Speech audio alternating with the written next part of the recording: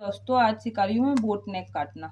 अगर standard size है तो यहाँ पर 9 ही इंच का बोट नेक कटता है। 4.5 लेना है आपने। ये मैंने डबल कर रखा है पेपर और यहाँ पे 4.5 इंच का एक निशान लगाना है।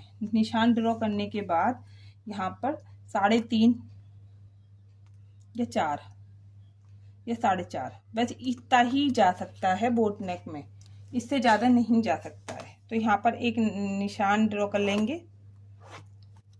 4 से नीचे बिल्कुल भी बोट नेक नहीं जाएगा। यहाँ पर 4.5 इंच का निशान लगाया है हमने और यहाँ पर एक बॉक्स बना लिया है। इस तरह बॉक्स बनाने के बाद इसकी जो गोलाई देंगे हम, जैसे नॉर्मल में तो यहाँ से गोलाई देते हैं ऐसे, तो इसकी गोलाई जो आएगी वो खड़ी आएगी, इस तरह आएगी खड़ी। तो आपको यहाँ पर खड़ी गोलाई करनी है, इस तरह गोलाई नहीं करनी है। ये है बोट नेक।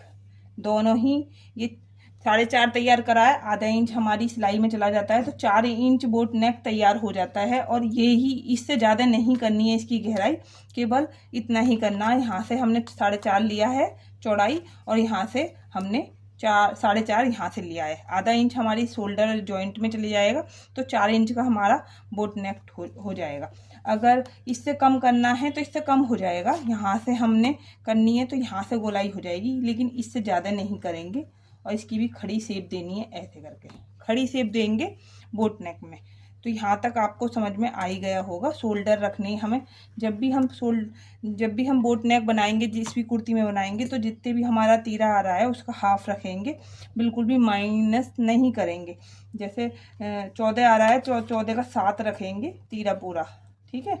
और 7 रखने के बाद फिर हम इसकी चौड़ाई रखेंगे ये 4.5। एक तरफ से मैंने 4.5 रखी है और दूसरी तरफ से भी, यानी कि 9 इंच हो जाएगी इसकी चौड़ाई।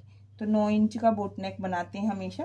अगर लेडी पतली है और बोट नेक बनाना है तो उसका 4 इंच भी जा सकता है बोट नेक। इतनी चौड़ाई भी कर सकते हैं 4 इंच। 4 इंच से कम नहीं करेंगे बोट नेक की चौड़ाई, क्योंकि फिर वो बोट नेक नहीं बनेगा। तो 4 इंच कर सकते हैं, जिसके शोल्डर कम है तो उसमें 4 इंच भी कर सकते हैं। तो आपको समझ में आ गया होगा।